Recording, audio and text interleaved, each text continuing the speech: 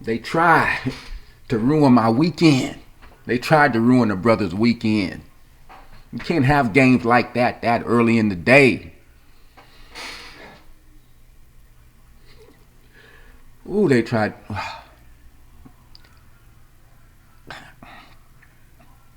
Before I get into it, please hit that like. Please hit that subscribe. Trying to do more here in 2024. Trying to grow it out. Like, subscribe, like. You know how I do it. The game.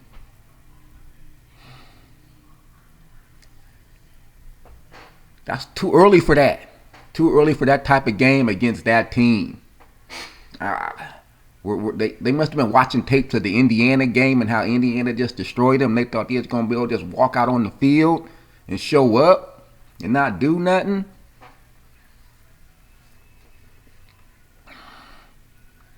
And who would have thought?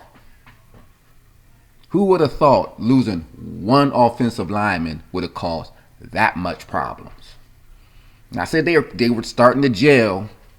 They were starting to gel with Josh Simmons, and Josh Simmons got hurt. I know that same Josh Simmons who can't stay on sides. He kept getting all the offensive penalties. I bet we wish we had some of his offensive penalties after this game.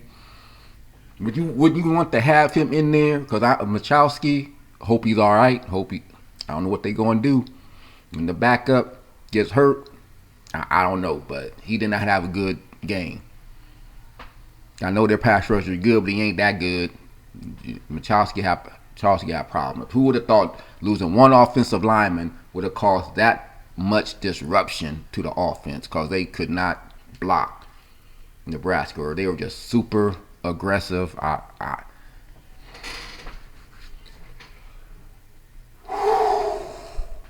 That's all you can do after that. And hope they get some shit figured out before next week when they go to Penn State. Because that ain't going to cut it. That is not going to cut it. One offensive lineman just disrupted the whole offense. Couldn't pass protect. Well, Howard got off to a hot start. Then that interception, it seemed like just turned everything around. We're used to Ohio State coming out in the second half and doing their thing. Not one first down in the third quarter. Not one. When's the last time you saw that? Coming out the break, Ohio State cannot move the ball because we cannot block. And it was like it was contagious because the rest of the offensive line couldn't block. And I'm like, there go Ryan Day record. That's the one thing he had to hang his hat on. He has yet to lose to an unranked team, unlike his predecessor. Now, the one thing he could hang his hat on, he ain't lost to an unranked team. He ain't lost to a team he wasn't supposed to lose to for the most part. Now, Oregon don't count. 3.5 favorite on their field, yeah. That was going to be a hard game regardless. But a team like Nebraska, when I'm talking about teams like Nebraska, we don't lose. Ryan Day has not lost to those type of teams. Now, for much crap we gave the defense, in particular Denzel Burke, and he gave up another one. They got their touchdown on Denzel, but it was a good read by Raiola. But Burke he gave up the TD, and you slop, and we just like the way we have moved the ball that third quarter. You was like, who was with me? They thought that was ball game.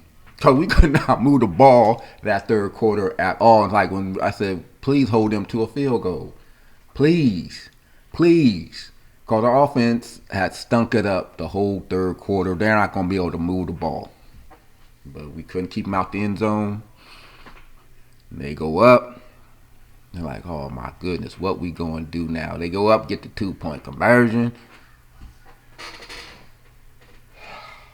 It's like, what is our offense ain't done nothing the whole game? What y'all got planned for us now? And to their credit, To their credit, they performed when they had to perform. They came through. The offensive line held up when they needed to the most. Oregon still got Oregon on the brain. Nebraska took the lead.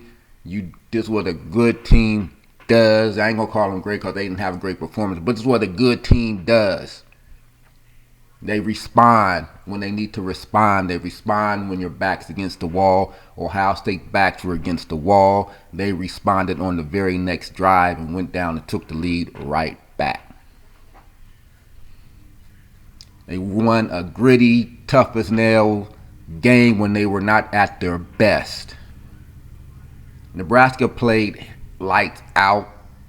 They had to. They said, they were embarrassed last week. You got to play with a sense of pride. They played with a lot of pride, a lot of heart, and they put everything they had into that game. Everything to that game. And Ohio State did not play their best. The offensive line did not play their best. Got all these skilled players, but if your offensive line can't do nothing, you can't get the skilled people the ball. We couldn't run the ball. And you see when Howard had a chance to sit back there in the pocket and throw the ball, they couldn't cover our folks, but he very seldom had a clean pocket, except when it mattered most. You gotta look for the silver linings in games like this. There wasn't many, other than the final score, wasn't many silver linings to take out of this game, except the one big one is the defense. We've been on the defense. Granted, in Nebraska, it's not the type of offense that put fear in my heart going into the game. They're not like an Oregon offense. An Indiana offense is going to be challenging. The more you look at it, that's going to be a challenging offense. Penn State, they're not the passing team Indiana and Oregon is. Talk about Penn State later, but back to this game and the defense. The defense stepped up when they needed to. The Will Howard interception, he had a great 13-16, 2 TDs, 3 TDs. But he had that with a bad interception. They ain't no way around it. Can't sugarcoat it. It was a bad read. Emeka wasn't open anyway. He had the guy underneath. Then the safety just made a good play, made a break on the ball, and the ball was overthrown anyway. Probably his worst pass. Bad decision, bad read. But we couldn't run the ball. So your bread and butter is throwing the ball. To one of your main dudes is Emeka. But Emeka was covered. Bad Will Howard pass. No way around that. But other than that, dude had a good game. He was 10 for 10, almost 12 for 12 up to that point. His first incompletion was on the target, but Jeremiah couldn't stay in bounds. But Will Howard had a good game. And like I said, he responded right away. The offense responded right away when they almost did it again when Nebraska went up on the Buckeyes. But that's what championship caliber teams do, even when they don't look championship caliber for that particular day. And Ohio State did not look that way. The defense stepped up. The defense saved our bacon over and over again. Give the defense their props, because we've been bashing the defense for the last few weeks and some of the big chunk plays they gave up. They gave up some, but they kept Nebraska out of the end zone several occasions. The goal line skid. The goal line stand after that Will Howard interception was big. It was big. Because up to that point, especially in that moment, because Ohio State just could not move the ball. Because we could not block. Machowski could not block. If your man cannot block, you got to give him some help. And the whole offensive line stepped up once Nebraska took the lead. So kudos to them for responding like championship caliber teams do. They gotta up it up a notch going into Penn State. But for this game, gritty, hard-fought win. There were some questions if Ohio State could win these type of games. They did it. Competition aside, Nebraska, they had a good, I don't know what happened with that Indiana game, because they had a good defense going into that game. Either Indiana is just that good, or Nebraska just had an off week. and they made amends for it this week because they came to play. But that's all you can do. Just take a deep breath. Best thing about this, best thing about these type of games is we came out on the winning side. Live to fight another day, and you got opportunity now to see what you're going to do with that offensive line. Is Jackson going to stay at the left tackle position and fill in another guard? You know, we're going to see what that recruiting, people have been knocking that recruiting and Fry's development of the offensive line. And you have to sort of feel sorry for Justin Fry. Just when the offensive line was really starting to gel, Josh Simmons, false starts and all, goes down and gets hurt and is lost for the season. So now we got to do something again with the offensive line, and hopefully we can plug and play, and we see what the offensive line is going to look like. That's been a knock on him. He hasn't been able to develop an offensive line. Now we're going to see depth-wise how deep our offensive line actually is, because we done lost some bodies and may lose some more before the year is out. So Justin Fry, all eyes are on you, because your line did not look good today. First go around with no Josh Simmons for a full game. Machowski, he did not hold up well in his first start. Again, hope he is okay, but he did not perform well with the spotlight on him. And the spotlight was on him, and he did not hold up for the good portion of that game, which led to our offensive woes. Because when Howard had time, he made the throws. The throw to Carnell Tate, still a little underthrown. I wish he'd get it out there a little bit more on some of these deep pads, because he still has a tendency to underthrow these receivers on these deep routes. Carnell was able, that's how open he was. He was able to slow down and still make the catch for that first touchdown, and then finally hit Jeremiah on stride on the second TD. So Will Howard, you got some fast receivers. Stop underthrowing them. Stop underthrowing your receivers on these deep balls. You know, you're not at Kansas State anymore. Throw the ball. Our guys will run and go get it. The only pet peeve about, other than that, and the bad interception, Will Howard, he picked himself up after that interception and led the game-winning drive. And the defense stepped up when the defense needed to step up. Goal line stand, following the interception, and then following the Will Howard interception, and then the interception to close out the game. But time and time again, they made the plays when they needed to make the plays. So offensively, got some work to do. Defensively, we've been on them. Denzel Burke. I don't know if the Oregon game was more scheme stuff or just Denzel just getting flat beat. But the scheme, so we didn't get no pressure against Oregon. But Nebraska, we were getting lots of pressure. You saw a lot more twist, which opened up running lanes for the quarterback. That's pick your poison sometimes with your defensive schemes. And they decided to go in, do a lot more twists, loops, and stuff. That left the field wide open for Dillon to do some of his runs. And he's not a running quarterback, thank God, because he did damage with his legs without being a running quarterback, and he did some damage with his legs. But yeah, sort of that bend and break mentality we had again on our defensive side of the ball. But they held up, forced all the field goals when Nebraska had short field. So I know they're going to be kicking themselves, and it's also fortunate because Nebraska don't do good in these type of games anyway. What's their record in one-score games?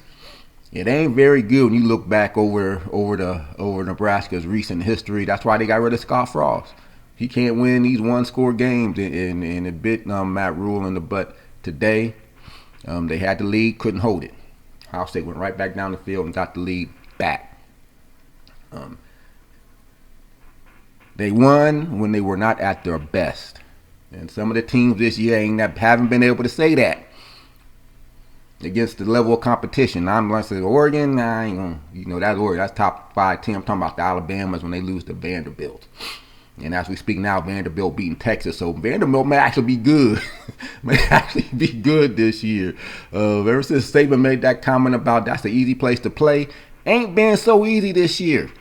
So Texas finding that out so far, but they trailing early. So we'll see. But we'll see. You always expect Texas to come back, but we expected Bama to come back against Vanderbilt, and it didn't happen.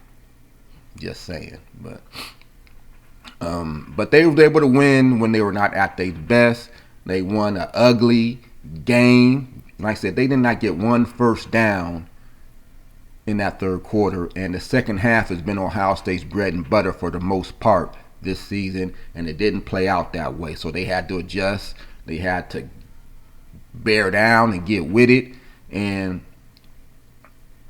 like I said, your offense don't, 1 of 2 of 9, 2 of 10 on third down throughout the game. It's just bad offensively all the way around again. Offensive line problems. No Josh Simmons. Who would have thought? Who would have thought? This time last year, people were like, why are we getting this dude from one of these not major things? But Josh Simmons, we see what he meant to this offensive line, because that was our strong side of the line with Josh, with Simmons and Donovan Jackson. That's where we would always run and get our big plays. It was on the left side of the line. Not so much today. Trevion did break some off, but that was more him being patient and finding the holes when they opened up. But we got some work to do on our offensive line. Ryan Day, wasn't looking good. I'm a Ryan Day fan, but I always said if ever comes to a point where Ryan Day misses a 12-team playoff, we really got to consider Ryan Day. And there's still a possibility that we may miss it based on if we don't play any better. I don't know what that's going to look like if we don't make the Big Ten championship game. Because record-wise, we ain't there. We literally got to win out to guarantee a potential rematch with Oregon. And that means beating Penn State at Happy Valley. We beat them, but it's always a tough game. That's going to be a tough one. Penn State, they got a defense. We can't block. Might be more the same, and we on their home field. Allen can throw it around a little bit, but they got a strong running game. But running teams don't scare me as much as passing teams do with this particular defense. So, and then Indiana, that's becoming more and more of a scary game to me because they can throw the ball, even though their starting quarterback may or may not play that game. Their backup, again, they pretty much whipped up on Washington. So Indiana's going to be a scary game regardless. And it might be a must-win game if we happen to lose to Penn State. So it's going to be no room for error. No room for error for Ohio State moving forward. And the hit on the offensive line, it might be problematic if we cannot get that straightened out. But it's too early, y'all. Too early for this. Nah, y'all can't be doing a brother this way. You can't be doing a brother this way. But thank we won. I can sit and relax and see how these other games go. Like I said, Vanderbilt's up on Texas, may not last long.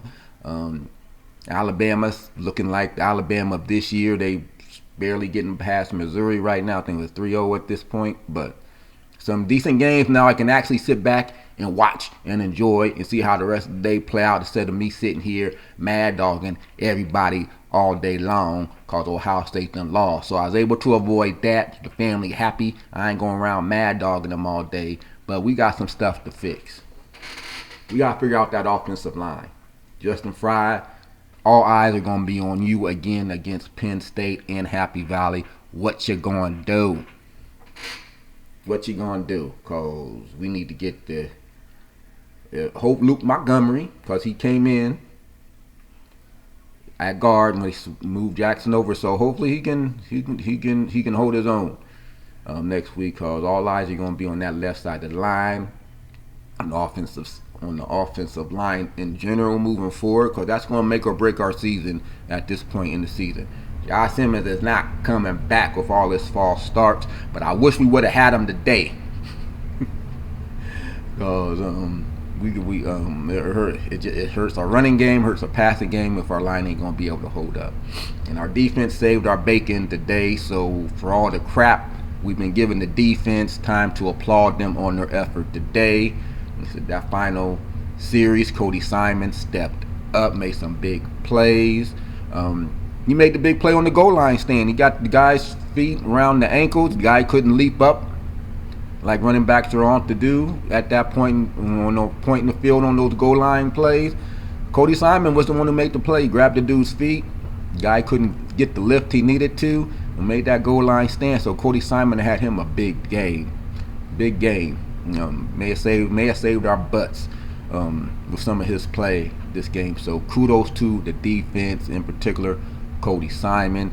And that's what sometimes you have to win when your offense ain't gelling, your offense ain't doing what you're accustomed to your offense doing. That's when your defense needs to step up. And our defense at the end of the day won this game because they kept Nebraska out of the end zone. Because I'm not sure if we would have been able to score willy-nilly like we're accustomed to scoring in previous games. It wasn't happening. We got the drive when we needed it. Championship caliber team stepped up, players stepped up. Will Howard made the good throws, made the good reads, and on that final drive that gave us the touchdown, our offensive line actually blocked. I believe they brought in the tight end to help Michalski. So gotta do what you gotta do with, and they made the adjustments. That was another positive thing. They seemed to make adjustments heading into the game, defensive scheme wise. There's a lot more pressure with the looping and twisting of the defensive linemen. It did leave some running lanes, but you gotta pick your poison sometimes. You either want the pressure or you don't. I prefer trying to get pressure on these guys and not making them so comfortable in the pocket the way the Oregon quarterback was just so comfortable in the pocket because we didn't get no pressure. We almost had double digits tackle for loss.